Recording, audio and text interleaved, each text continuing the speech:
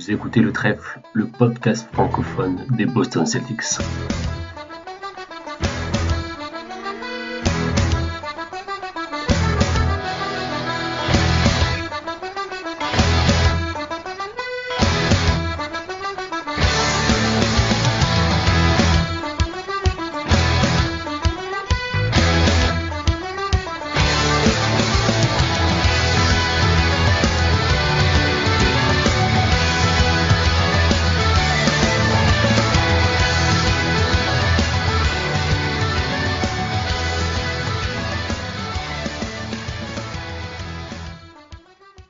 Bonjour, bonsoir à toutes et à tous et bienvenue. Vous écoutez Le Trèfle, le podcast francophone de l'équipe NBA championne de l'Est. Ils l'ont fait après avoir roulé sur la conférence Est durant la saison régulière. Les Celtics ont tenu leur rang, ils ont marché sur l'Est également en play-off. Et pour vous en parler, j'ai avec moi ce soir deux membres de l'équipe du Trèfle. Le premier est un homme heureux, non seulement parce que les Celtics retrouvent les finales NBA, mais aussi parce que son mea culpa en milieu de saison aura valu le coup. Jaylen Brown a été sacré MVP des finales de l'Est, il va pouvoir nous en parler. C'est Hugo. Comment ça va, Hugo? Écoute, déjà bonsoir à tous, bonsoir Johan.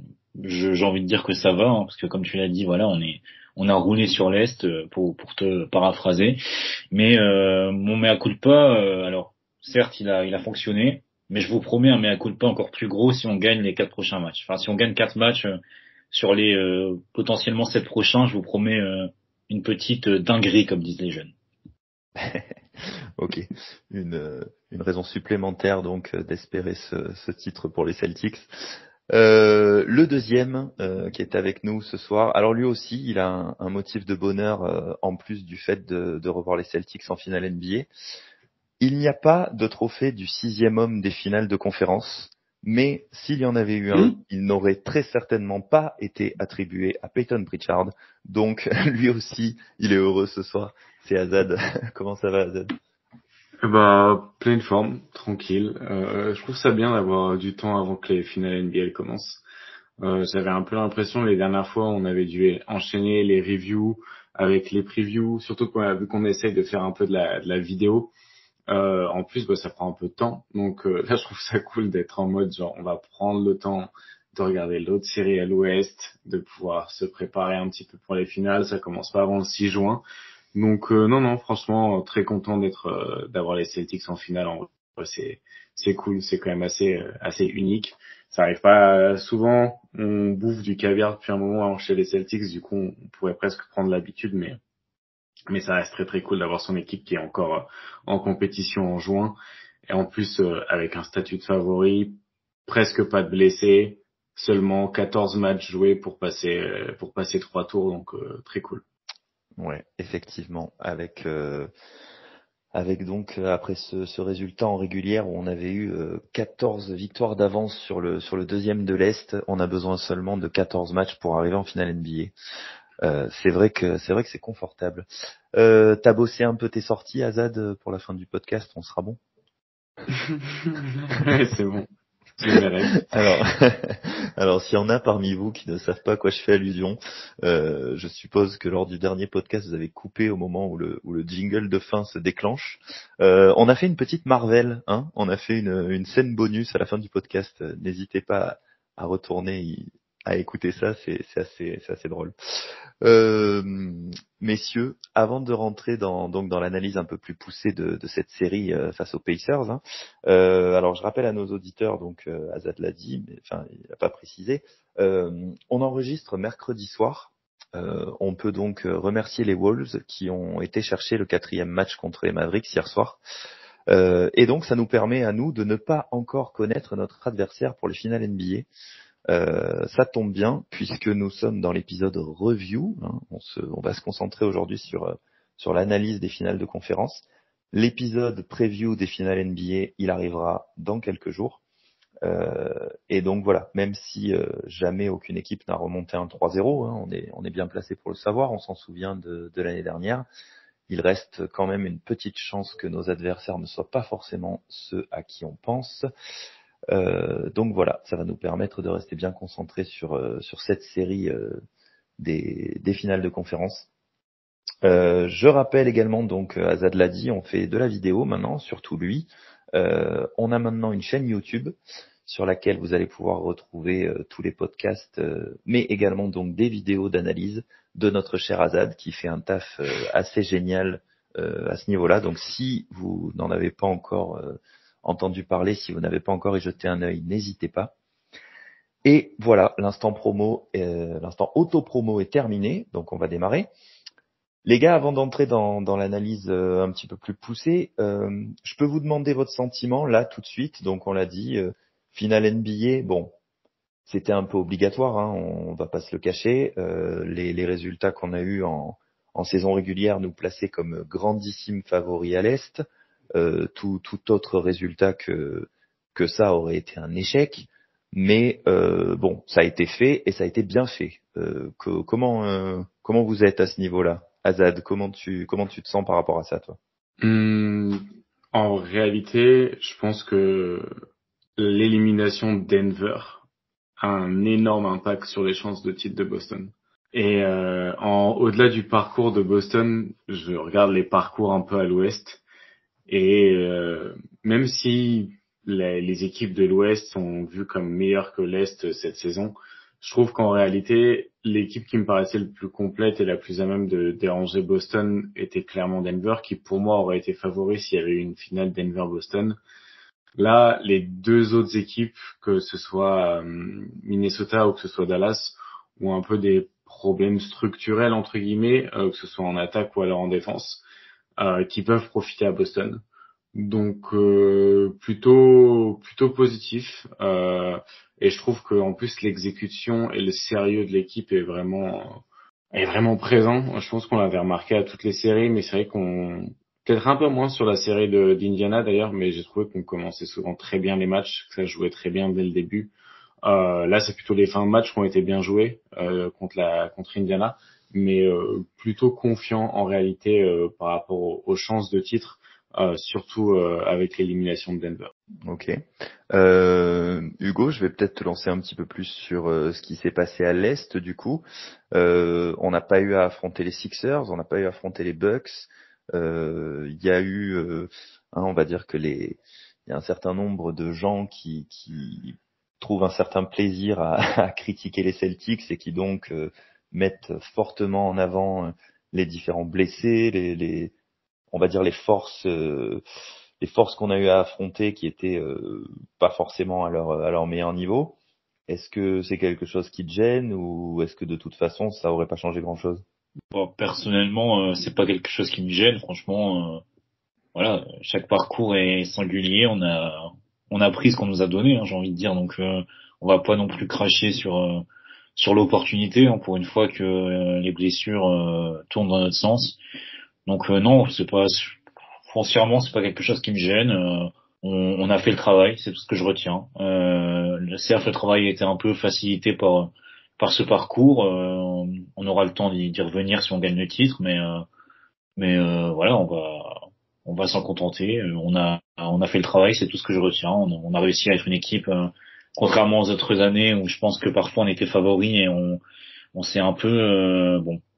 On a un peu déjoué. Là, au contraire, bon, on a peut-être déjoué par séquence, même parfois sur quelques matchs, mais au global, on a été très sérieux et c'est ce que je retiens de ce parcours à l'Est. Ok, très bien. Bon, du coup, on va pouvoir se concentrer pleinement sur cette série de finales de conférence qui vient de s'achever.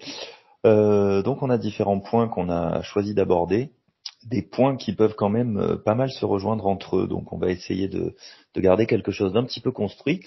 Et on va commencer donc par un sujet qu'on a déjà effleuré, mais on va en parler un petit peu plus en profondeur. Il a fait une excellente série, un match sensationnel au Game 2 où il claque 40 points. Il sort un 3 points de l'espace pour arracher l'overtime dans le match 3. Donc Jaylen Brown qui a été MVP de cette série de finale de conférence. Hugo, du coup, je vais te lancer sur le sujet. La série de Jaylen Brown, c'est ce qu'on attend de lui depuis tout ce temps. Ça y est, il touche enfin. Il est devenu ce joueur qu'on voulait tous qu'il soit. Non, c'est ça. Déjà, ce qu'on vient de dire, c'est ça finalement ce que tu as dit, Johan, c'est que on attendait ce Jaylen Brown un peu moins porteur de balle, plus finisseur. On l'a vu sur cette série, et s'il est aussi efficace, c'est justement parce qu'on a réussi à lui déjà a réussi à accepter ce rôle, et on a réussi à le mettre dans les meilleures conditions. On pourra reparler cet été du travail de Brad Stevens pour créer ce roster, etc. Mais si Jaylen Brown, et d'ailleurs je fais référence à un tweet justement de notre serviteur Azad qui a tweeté tout à l'heure sur l'efficacité de Jaylen Brown en disant que oui, ok, il était efficace c'était quoi? C'était sur l'isolation, c'est le joueur le plus Ouais, playoff, c'est ça? ouais, c'est ça. Donc, mais finalement, ça c'était permis par le gros collectif qu'il y avait autour, donc ça c'est une réalité.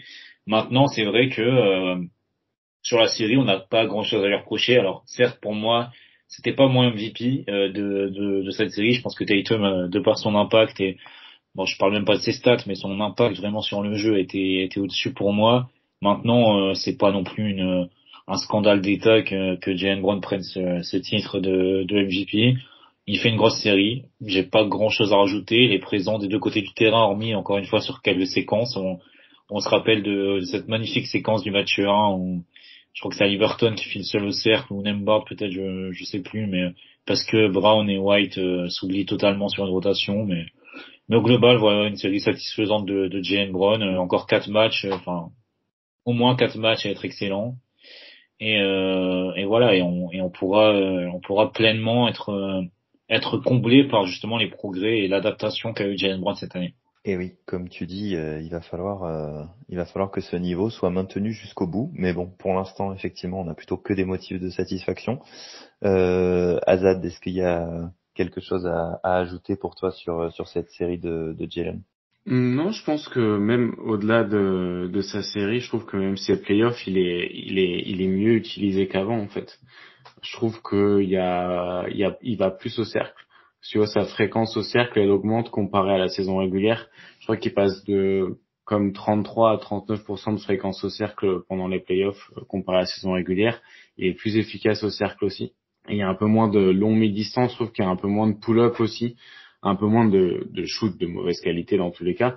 Donc je trouve qu'au-delà de lui, sa progression, je trouve que son utilisation est plus pertinente aussi dans les actions où il est utilisé sur des cuts, où il est utilisé off-ball aussi, pas mal avec Jrue Holiday justement, où ils font parfois des jeux 1-2, des jeux à deux avec des end-off. Donc en réalité, au-delà de lui, sa progression, je trouve qu'il y a surtout une meilleure utilisation. Mais je trouve que proche du cercle, il prend de meilleures décisions qu'avant. Il arrive déjà mieux à faire des passes pour des kick-outs à 3 points. Et je trouve que même son footwork, il y a pas mal d'actions où il arrive un petit peu à sortir le défenseur lui faire sortir les pieds du sol pour le feinter et pour s'ouvrir l'accès au cercle. Et je le trouve moins précipité dans son jeu. Et c'est sûrement lié aussi à sa meilleure utilisation qu'il met dans de meilleures dispositions. Donc, je trouve que c'est un peu un win-win. Lui est plus en confiance parce que l'équipe le met dans de meilleures dispositions et l'utilise mieux. Donc voilà un petit peu comment je perçois un petit peu sa série. En réalité, il y a toujours des problèmes défensifs et il y a aussi les problèmes de réussite au lancer franc. Je crois qu'il est à genre 63% au lancer franc sur les playoffs. C'est c'est pas inquiétant, mais faudrait pas que ça revienne dans la gueule de Boston à un moment donné sur les finales, parce que même s'il va pas beaucoup lancer franc, c'est quand même vraiment pas des pourcentages qui sont dignes d'un joueur qui a un aussi gros volume en fait. Et tu vois, même en termes d'efficacité, il a été efficace, mais c'est pas non plus incroyable sa série au scoring. Mais c'est juste qu'il y a un gros carton sur le match 2. Et en fait, je pense que son titre de MVP des finales de conférence, il l'a parce que il a mis un match à 40 points et qu'il a mis le buzzer du premier match et il a mis un petit peu il a fait le contre à la fin du game 4 plus le kick out pour Derek White dans le corner.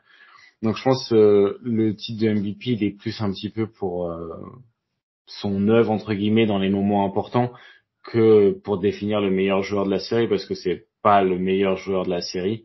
Mais d'un autre côté, je trouve ça cool aussi parce que je me dis si Jaylen Brown il a reçu son titre de MVP, peut-être que, je sais pas, vu qu'il est toujours dans l'ombre de Tatum, récupérer ce titre de MVP des finales, ça peut être cool un peu pour lui aussi, pour la synergie du duo. Donc voilà un petit peu mon point de vue sur sa série et même sur ses playoffs en règle générale. Ouais, d'accord. Et un point qui est quand même intéressant, je trouve, enfin je sais pas ce que t'en penses, ce que vous en pensez, c'est que cette meilleure utilisation, enfin moi je trouvais que le fait qu'il y ait Porzingis dans l'équipe, sa bonne entente avec Porzingis, ça a vachement joué là-dedans. Et du Ouais. coup voilà, même sans Porzingis sur les 2 dernières séries, il arrive à maintenir ça. C'est vrai, très vrai. Bien. Eh ben du coup, si vous avez rien à ajouter, on va enchaîner. Donc justement, Hugo le disait en début d'épisode, c'est vrai que est-ce que ce titre de MVP c'était pas Tatum qui l'aurait mérité, et tu as appuyé là-dessus aussi, Azad. Bon, Tatum qui lui aussi fait une série extraordinaire, hein. J'ai vu passer, c'est pas pour clasher, mais tout à l'heure ça m'a bien fait rire, j'ai vu des fans des Bucks qui rebondissaient sur ce que tu avais dit sur son, comment t'as formulé ça, sa gravité. Bon. Ah ouais, j'ai pas fait gaffe. Ouais, ben ça a été retweeté par Stone, et du coup les fans des Bucks sont venus rebondir. Donc bon, D'accord. voilà, on espère que les Bucks s'amusent bien à Cancun pendant ce temps. Et du coup, on va parler donc de Jason Tatum qui fait lui aussi une super série, avec bon quand même deux matchs à 36 points. Donc c'est vrai que le match, comme tu disais, peut-être qu'ils ont voulu récompenser le côté un peu plus clinquant de ce qu'a pu fournir Jaylen Brown, mais Tatum est très très loin de démériter dans cette série.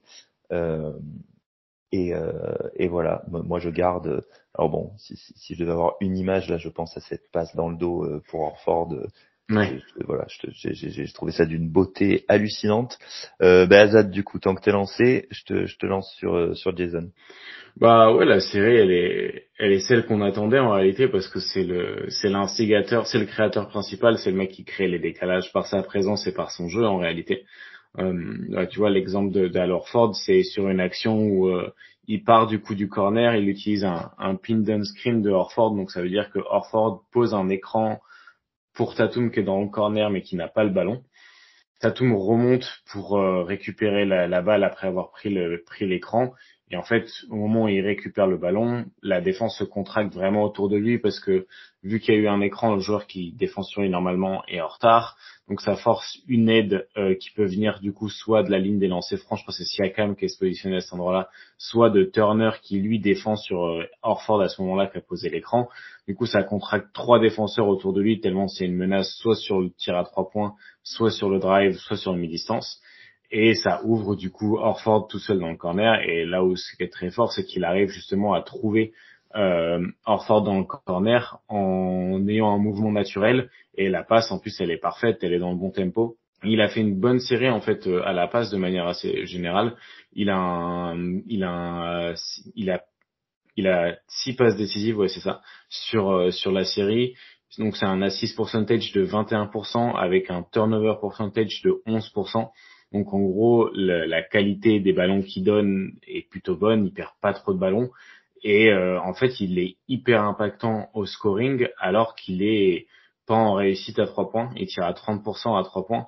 Et pourtant, c'est le joueur qui génère l'attaque des Celtics, hein, tout simplement. Genre sur les playoffs, il y a une équipe avec Tatum sur le terrain et une équipe sans Tatum sur le terrain. Et l'équipe sans Tatum sur le terrain, elle gagnerait pas les playoffs, quoi. Et donc c'est là où aussi il y a toujours un peu ce truc-là de Jaylen Brown. Quand il est sur le terrain sans Tatum, bah l'équipe est assez mauvaise en réalité. Ça a toujours été le cas et là c'est encore le cas. Alors que quand Tatum est sur le terrain sans Jaylen Brown, l'équipe tourne toujours aussi bien. Donc voilà, c'est toujours le meilleur joueur de l'équipe. Il est toujours aussi bon en défense. Il a été hyper important en défense parce qu'en plus il a pu défendre sur différents joueurs et est très bon dans les aides. Donc la série de Tatum est un peu comme attendu, parce que il avait pas, sur les 2 premières séries, son rôle c'était d'avoir de la gravité justement pour sortir Bam Adebayo et pour sortir Evan Mobley de la raquette et occuper le meilleur défenseur. Là, pour le coup, il n'y avait pas de bons défenseurs du côté d'Indiana. La défense d'Indiana était vraiment très mauvaise d'ailleurs. Et du coup, clairement, Tatum a pu profiter de ça et ça a été beaucoup plus le créateur principal de l'attaque et ça a très bien fonctionné. Ok. Hugo, tu veux rajouter quelque chose? J'ai pas grand chose à ajouter, hein, franchement, à part, allez, on peut pinailler sur la première mi-temps, notamment du Game 2 de mémoire, et bon, à la limite sur sa réussite dans le dernier match, mais au global, sa série, elle est excellente. Enfin, c'est vraiment, comme le dit Hazard, l'initiateur numéro un. Et voilà, sans Tatum, sans un Tatum à ce niveau, on n'aurait jamais sweep les Pacers, tout blessé qu'étaient les Pacers. Donc franchement, encore une grande série de sa part. Franchement, de très bons playoffs de Tatum. Donc maintenant, à lui de confirmer, à lui de confirmer en finale. Hein, c'est là qu'on l'attend, parce que la dernière fois, bon, certes, avec tout ce qu'on connaît, avec les blessures, etc., certains l'avaient trouvé en dessous, et c'est vrai qu'il n'avait pas été au niveau de ses premiers tours de playoffs. Donc là, il est, j'ai envie de dire, face à sa destinée maintenant. Et ça va être à lui de nous montrer que c'est ce joueur élite qu'on pense tous qu'il est, en tout cas. Donc maintenant, la balle est dans son camp, j'ai envie de dire. Et oui, cette formule qui avait été trouvée par les copains de Dunk Hebdo et que Vincent avait reprise. Tatum, qui est probablement le premier des humains, ben voilà, il est temps, mon grand, de passer le step et de rentrer dans la classe au-dessus. On va parler un peu du système offensif qui a été mis en place, parce que Azad l'a dit, c'est vrai que la défense des Pacers n'est pas au niveau de celle qu'on a pu affronter sur les séries précédentes. Mais Azad, tu voulais quand même parler donc voilà du système offensif qui a été mis en place. Je vais te lancer là-dessus, et puis on va pouvoir faire le lien avec un autre point qu'on voulait aborder, puisque ça va se rejoindre plus ou moins naturellement. C'est le money time, en fait. Ça a toujours été vu, alors pas forcément comme un point faible, mais c'est vrai que c'est quelque chose qui pouvait générer des inquiétudes quand il y a des matchs dans le clutch. Chez les Celtics, on a souvent eu cette tendance à tomber un peu dans des travers, à mettre la balle dans les mains de Tatum et à partir sur une ISO. C'était pas forcément les moments où on sentait notre équipe la plus sereine. Là, si je dis pas de bêtises, il y a quand même eu 3 matchs qui se jouent sur des scores assez serrés, où il faut vraiment assurer dans les dernières minutes. Au final, 3 matchs gagnés sur les 3. Alors, ça vient peut-être de quelque chose de négatif, parce qu'on pourrait dire qu'on n'aurait pas dû se retrouver dans cette situation-là face aux Pacers, mais justement, c'est aussi parfois dans les matchs où on n'aurait pas dû se retrouver dans ce genre de situation qu'on avait le plus tendance à pas assurer et à pas arriver à s'en sortir. Là, en l'occurrence, les matchs ont tous été remportés. Donc voilà, pas mal de choses intéressantes à ce sujet. Azad, je te lance en premier. Clairement, l'attaque de Boston a très bien fonctionné. La défense aussi, hein, d'ailleurs. Mais là, on va plutôt parler de l'attaque. Ce que j'ai bien aimé, c'est qu'en plus, ils ont réussi à gagner les matchs sans être toujours en réussite à 3 points. Le premier match et le deuxième match, le premier match et le quatrième match, ils gagnent alors qu'ils sont à moins de 35% à 3 points. Ce qui, en saison régulière, était assez problématique. Les matchs où Boston rentrait pas à au moins 35% de leurs 3 points, ils avaient plutôt tendance à être en difficulté. Donc là, ils ont été en difficulté, mais c'est des matchs qu'ils ont gagnés. Et il y avait surtout, ils ont réussi à garder une très grosse efficacité au cercle. Et ça, c'est hyper important, parce que du coup, ils ont hyper bien utilisé en fait les faiblesses d'Indiana, et ils ont beaucoup attaqué par les côtés. On a fait une vidéo là-dessus aussi, où en fait le fait d'attaquer dans des côtés vides, ça force un petit peu les défenses à à s'adapter un petit peu à la géométrie du terrain qui est différente, parce que du coup c'est beaucoup plus difficile de venir en aide par le côté, parce qu'en gros, si une attaque se fait par le côté, tu peux venir en aide que par soit la baseline, en gros la ligne de fond, mais t'as pas toujours un joueur sur la ligne de fond, donc en gros ça te retire déjà potentiellement une aide possible. Et sinon il faut venir depuis la ligne des lancers francs.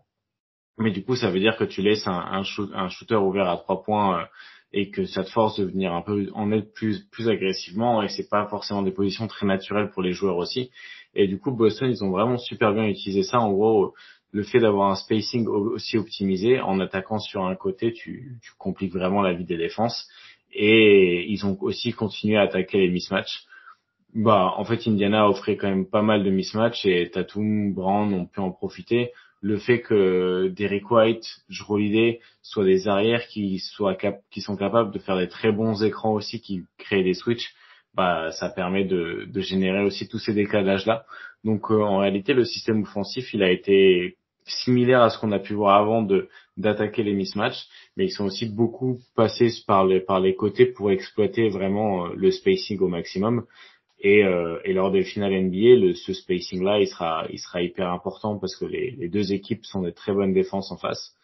Après, sur les fins de match, moi, je suis pas forcément aussi positif que ça. Il y a deux fins de match serrées contre une équipe, donc c'est le game 3 et le game 4, où pour moi, au-delà du fait que tu dois pas te retrouver dans cette situation-là contre Indiana qui joue sans Tyrese Haliburton, je trouve que c'est surtout Indiana qui a très très mal joué les fins de match que Boston qui les a bien joués. Et en plus, Indiana a un gros souci sans Haliburton, c'est que du coup, ils ont plus aucun mec capable de générer des 3 points. Et en fait, la fréquence à 3 points, elle a chuté et avec la blessure de Tyrese Haliburton, parce que Tyrese Haliburton, déjà, il est capable de pull-up à 3 points, mais aussi il drive énormément et il crée des décalages pour des 3 points ouverts.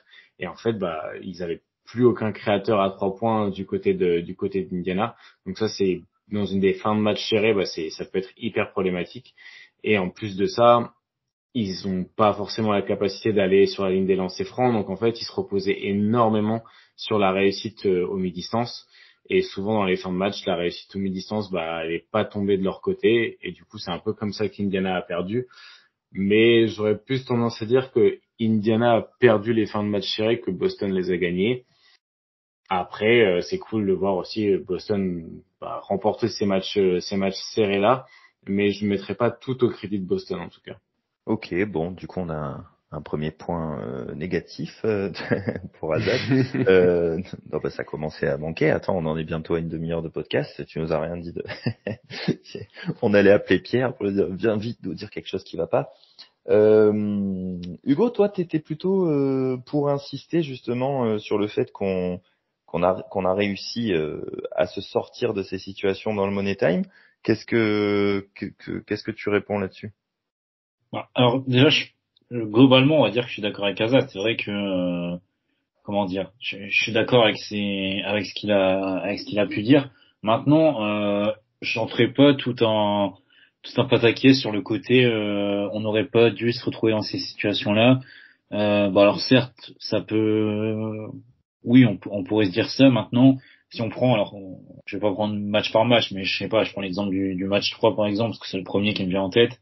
C'est un match où Indiana a une réussite absolument phénoménale.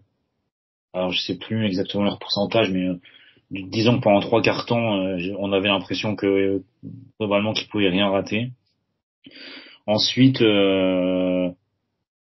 voilà, oui, oui. Là, si on parle vraiment de la fin de match, certes, c'est plus Indiana qui l'a perdu actuellement, parce que je pense qu'en NBA, ça devrait pas être possible, en tout cas quand t'es une équipe sérieuse qui joue les playoffs et qui est en finale de conférence, de perdre des matchs où tu mènes de, je sais plus, 6 points alors qu'il reste 1 minute 30, des choses comme ça. Je pense que ça devrait pas être possible. Donc oui, Indiana l'a perdu. Maintenant, c'est vrai que Boston a su sur ces situations-là déjà de en tout cas j'ai trouvé créer des turnovers, défendre assez fort, donc faire vraiment, enfin provoquer le destin, pas uniquement compter sur la réussite d'Indiana, mais aussi la provoquer cette réussite, provoquer le destin en image de la perte de balle provoquée par JB dans le match 1. Et au global, en attaque, alors certes, on n'a pas révolutionné le basket, hein, mais on a su trouver des tirs intéressants. On parle évidemment du tir de la passe de Tatum pour le tir de Horford dans le corner.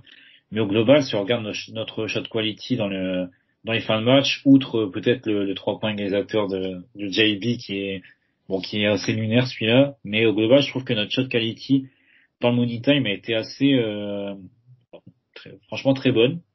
Donc de ce point de vue-là, je pense que les Celtics, alors oui, Indiana a perdu les matchs, mais les Celtics ont quand même fait les choses pour les gagner. Ils ont fait les choses dans le bon sens pour gagner ces matchs. Et en ce sens, je trouve que c'est quand même positif, puisque il y a quelques saisons, on était une équipe assez médiocre dans le clutch time. On comptait beaucoup trop sur Tatum, uniquement sur Tatum. Et là, on a vu, en tout cas, bon, ça reste une série, ça reste un échantillon très faible, hein, mais sur cette série, on a su qu'on pouvait trouver quand même des solutions, pardon, en se basant sur les qualités, par exemple de Tatum et de nos meilleurs joueurs. Donc de ce point de vue-là, moi, je prendrais plutôt ça comme un point positif. Après, c'est sûr que si on se projette dans une vision future, je pense que ce sera pas aussi rose face à une meilleure équipe comme peut-être, je sais pas, Dallas avec son shotmaking ou Minnesota. Donc c'est vrai que il faut pas voir ça comme une fin en soi. Maintenant, je serais plutôt on va dire encouragé par les performances de Boston je vais pas dire dans le quatrième quart-temps, mais dans les 5 dernières minutes des matchs. Ok. Bon, eh ben, on va en venir à notre dernier gros point. Donc, on a parlé de l'attaque, on a parlé des joueurs, mais on va parler un petit peu maintenant de la défense, justement, puisque, alors j'ai pas les chiffres exacts en tête et j'ai pas tout sous les yeux, mais en tout cas, si je dis pas de bêtises, Indiana était la meilleure attaque des playoffs, c'est ça, hein? Ah oui, sur les playoffs, oui, je crois que sur les playoffs, oui, voilà, c'est ça. Ouais. Donc ils étaient deuxième meilleure attaque de la saison régulière, meilleure attaque sur les playoffs avant le démarrage donc de la série contre les Celtics, et on a quand même réussi à les tenir, à part dans le game one, mais bon, sachant qu'il y a un overtime, ça fausse un petit peu. Je crois que le plus qu'ils ont marqué, c'est 111 points. Hein, voilà, j'ai les scores sous les yeux, donc ouais, 110, 111 et 102. Ça a été empêché justement par une défense des Celtics qui a été plutôt bien exécutée. Deux choses donc qu'on voulait mettre en avant, c'est notamment la défense au cercle, et puis aussi et peut-être surtout l'impact de Jrue Holiday, avec justement tu parlais de ces actions marquantes en fin de match. T'as pas cité le style de Jrue Holiday donc dans le match 3 qui a été quelque chose d'assez impressionnant aussi. Cette défense en général, Hugo, comment t'as vécu ça toi? Enfin, est-ce que t'as eu l'impression qu'il y avait eu un step-up à ce niveau-là? Parce que bon, la défense de Boston est bonne depuis le début de la saison, c'est pas ça enfin je veux pas dire qu'on n'assurait pas à ce niveau-là, mais contre une équipe comme Indiana, on peut dire qu'on a fourni quelque chose de très propre quand même. Alors là, pour le coup, c'est vrai que ce qu'Azad disait avec l'absence d'Haliburton, on peut vraiment le sentir sur les chiffres en défense. Parce que tu le citais, on a pris 111, 102 pour le dernier et 110 pour le 110, deuxième. ouais. Donc au global, voilà, on a vraiment limité cette équipe d'Indiana. Alors certes, sans leur créateur principal, même si Haliburton, on sent quand même qu'il y a un avant et un après blessure cette saison. Hein. Il est bien moins, j'ai trouvé bien moins bon après sa blessure de janvier, si je dis pas de bêtises. Là, on sentait qu'il était un peu en pièces détachées hein, de Tyrese. Donc voilà, certes, c'était une équipe d'Indiana affaiblie en attaque. Maintenant, c'est vrai que si on doit parler vraiment de la défense des Celtics, outre encore une fois la défense sur pick and roll, qui restera le gros chantier, et je pense au match 1 comme ça en tête, je pense à Horford et Cornet sur le pick and roll, ça m'a vraiment traumatisé ce soir-là. Alors, je trouve qu'ils ont quand même réglé un peu plus la mire, mais ça coïncide aussi avec la blessure d'Haliburton, donc finalement on n'a pas eu l'occasion de voir les deux côtés de la pièce, voir si c'était vraiment une pure amélioration de notre duo d'intérieur ou si au contraire c'était juste Indiana qui était totalement déréglé. Maintenant, sur la défense en elle-même, alors outre cette problématique sur pick and roll, il y a quand même eu du très bon. Tu parlais de Jrue Holiday, Derek White, Jrue Holiday font franchement un sacré boulot pour contenir la base arrière. Après, c'est vrai que et j'en parlais un peu tout à l'heure, mais la réussite d'Indiana, notamment sur le match 3 que j'avais cité, peut laisser penser que, en tout cas pendant les trois quarts du match, on n'a pas bien défendu, parce que si on regarde les scores intermédiaires aux différents cartons, sur ce match-là, Indiana score énormément. Hein. Il score, je crois, 38 points dans le deuxième carton. Ils font un carton de fou malade au niveau adresse, etc. Donc on pouvait se poser la question de la défense, mais finalement, quand on regarde, quand on se penche vraiment le match et les actions clés, c'est surtout un shot making de fou d'Indiana plutôt qu'une défense à la rue de Boston, même si bon il y a certaines séquences où la défense n'était pas franchement exceptionnelle. Par contre le point négatif que je voulais mentionner, et ça sera un point d'attention parce que finalement les deux équipes qu'on pourrait rencontrer en finale ont ce profil d'intérieur, ce sera la défense sur le pick and pop des intérieurs. J'ai vu Miles Turner avoir énormément de shoots ouverts quand même. Alors certes on faisait visiblement un stratégiste c'était de dire que si Indiana voulait nous battre, il le ferait avec Miles Turner. Maintenant, bon, ça reste quand même, bon, je vais pas dire que c'est inquiétant, mais ça pose quand même quelques questions et je pourrais pas vraiment dire si c'était un choix délibéré ou une faiblesse défensive de Boston, mais finalement cette série, alors au global sur cette série, en fait, on donne quelques pistes parce que on n'a pas eu l'occasion de voir vraiment de voir même des ajustements, puisqu'au final bon sans être non plus flamboyant, on est passé assez largement, donc on n'a pas eu le temps de proposer des ajustements, donc bon voilà, finalement cette défense elle est efficace et Azad parlera plus de la défense du cercle, mais je demande à voir un peu plus, en fait, c'est juste ça, j'aurais aimé en voir un peu plus. Ouais, je comprends. Je comprends parce que ces inquiétudes-là, et en fait, c'est très lié à la défense du cercle en plus, parce que Boston a décidé de surcharger la raquette entre guillemets pour être sûr que, en gros, ils ont demandé à Indiana, ils ont dit à Indiana, si vous nous battez, ça sera sur du shoot making, surtout à mi-distance. Ils ont pas trop mal défendu le 3 points. Mais ils en ont le problème de Miles Turner et des intérieurs qui font du pick and pop, vu qu'on a une approche défensive très conservatrice, disons, où on va faire du drop, ou alors on va faire du soft switch, mais du coup ça va être quand même sur un pick and roll avec Haliburton et Miles Turner ou un pick and pop, les deux joueurs vont plutôt être attirés par le drive d'Haliburton, quitte à laisser le pick and pop. Donc de concéder les 3 points, c'est somme toute assez logique parce qu'ils ont réussi à surtout faire baisser la fréquence au cercle d'Indiana, et c'est assez ouf sur les 2 premiers matchs. Indiana prend 27% de ses tirs au cercle, puis 22% de ses tirs au cercle, alors qu'en saison régulière, c'est la 3e équipe qui prend le plus de tirs au panier, et avec comme 35 ou 36% de fréquence au cercle.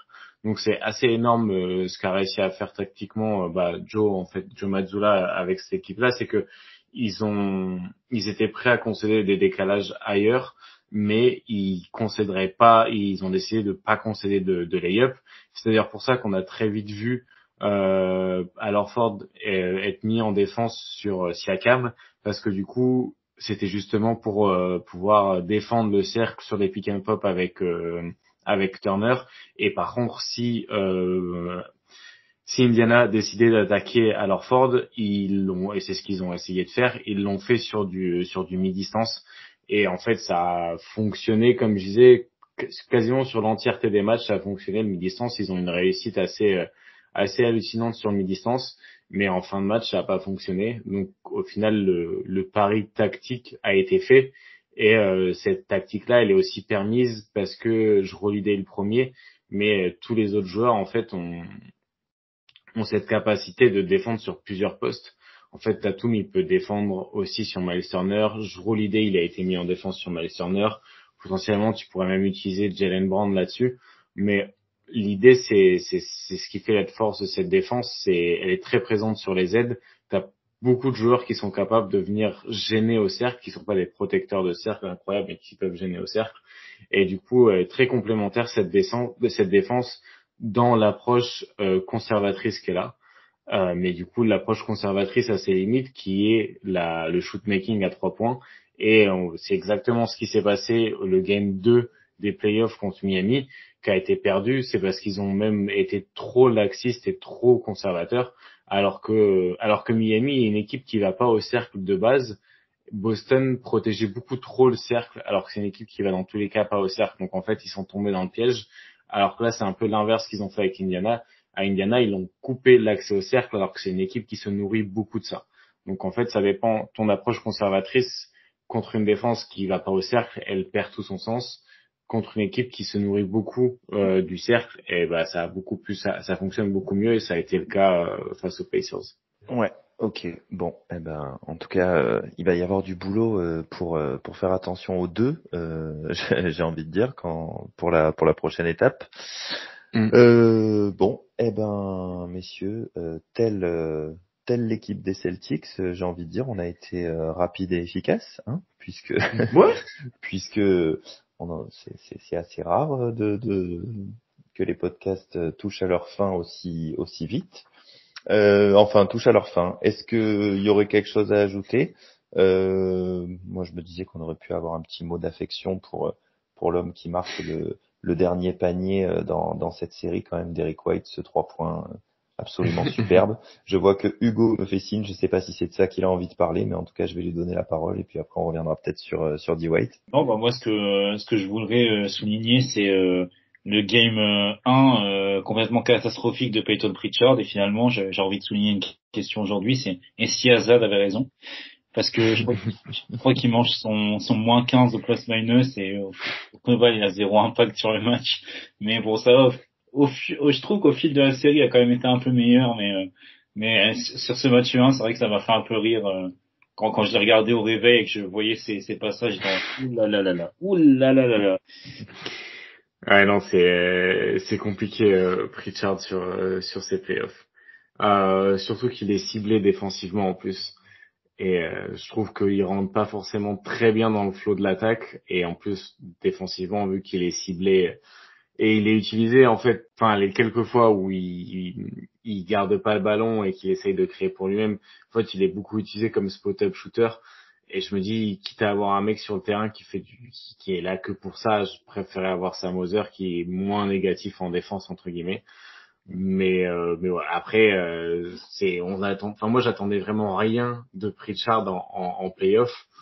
Donc je suis pas déçu, mais je pense que si il touche le terrain en finale et que ça joue contre Dallas, faudra lui mettre des minutes où il y a pas Doncic sur le terrain, parce que sinon le pauvre ça va passer sur les chaînes du soir, ce qui risque de lui arriver. Après c'est vrai qu'on en a pas parlé, mais puisque tu as mentionné son nom, l'adresse de Sam Hauser, C'est vrai aussi. Ça devient difficile. Il va falloir qu'on en parle, parce que bon, j'ai l'impression que la dernière fois qu'il a mis un tir, Jean Jaurès met encore au Parlement, donc bon, Sam, des tirs, que ça tombe dedans un jour. Sam, on compte sur toi, mec. Ouais, c'est vrai que sur ces finales de conf, je crois qu'il en rentre un. Ah ouais, à ce point-là. À 3 points, il me semble. Hein. J'ai aucun souvenir. Genre vraiment, je pourrais pas te dire. Alors, attends, je vais te dire ça. Je vais vite regarder. Ah ouais. De toute façon, c'est le scoring global est très très très bas, puisque voilà, j'ai la grille. 0 points dans le premier match, 2 points dans le deuxième, donc forcément il n'a pas pu rentrer de 3 points. 0 points dans le troisième, et dans le quatrième match, il met 5 points. Donc oui, il y en a un qui est à 3 points. Un tir rentré à 3 points sur une série complète. C'est vrai que même si la série a été plutôt courte, Sam, c'est dur là. C'est dur. Mais parce que même sur sa série contre Cleveland, il n'est pas adroit non plus. Donc non, franchement là, il va falloir. J'espère qu'il a fait des heures sup à la salle, hein, comme c'était Jake Crowder à l'époque qui avait fait ça. Il avait fait un soir complètement catastrophique. Il était resté 2 heures au TD Garden pour shooter, et le match d'après, on a mis quelques-uns. Donc j'espère que là, voilà, jusqu'au 6 juillet, il fera 3-4 heures de rack, hein, pour mettre quelques tirs, mais il va falloir faire quelque chose, mon petit Sam. Ouais. Mon petit Je, Sam. Mon petit Sam. Je regardais là du coup Hugo pendant que tu parlais. Il faut remonter quand même contre Miami pour le voir marquer plus de 6 points. Même contre les Cavs, effectivement, il y avait 0, 2, 6, 2, 5. Le scoring est pas ouf pour le petit Sam. Ouais. Ça va revenir au meilleur moment. Ah bah il faudrait, ouais. C'est vrai que ce serait pas mal. Hein. Ce serait pas mal. Ah, c'est la spéciale Danny Green, hein, qui avait été explosée sur une série enfin sur les playoffs. Je crois que c'est l'année où San Antonio perd, donc 2013, et qui en finale est à 2 doigts d'être MVP des finales si San Antonio gagne. Donc en étant hyper à 3. Donc alors je pense pas que Sam Hauser sera potentiellement mais si il peut au moins mettre des tirs, on prend. Ce serait pas mal.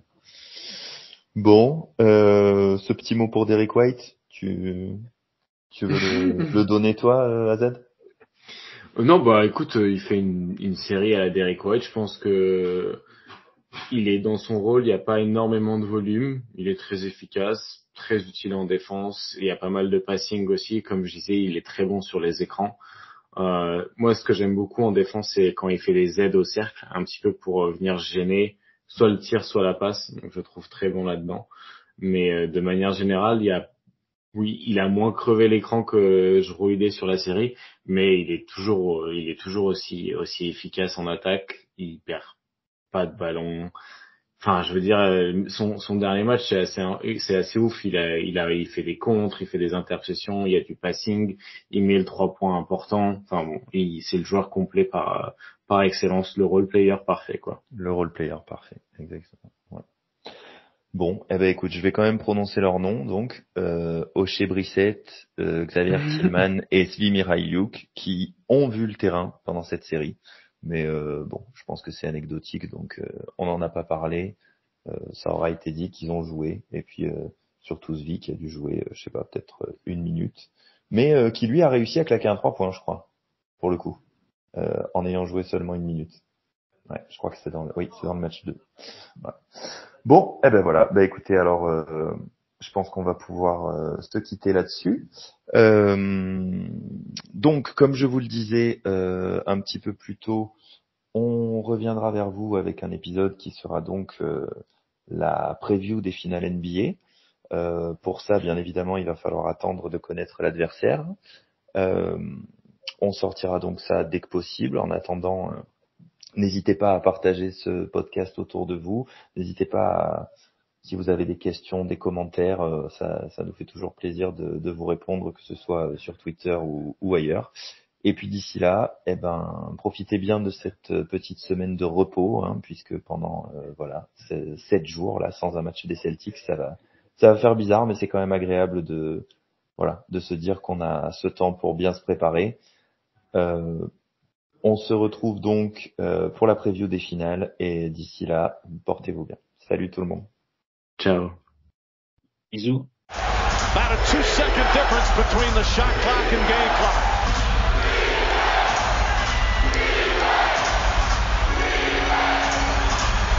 Thomas on the drive, pull-up jumper, it's good! Isaiah Thomas gives the Celtics the lead with 2.4 remaining. 13 fourth quarter points. And Atlanta calls their final timeout. So many big shots for both teams just down the stretch.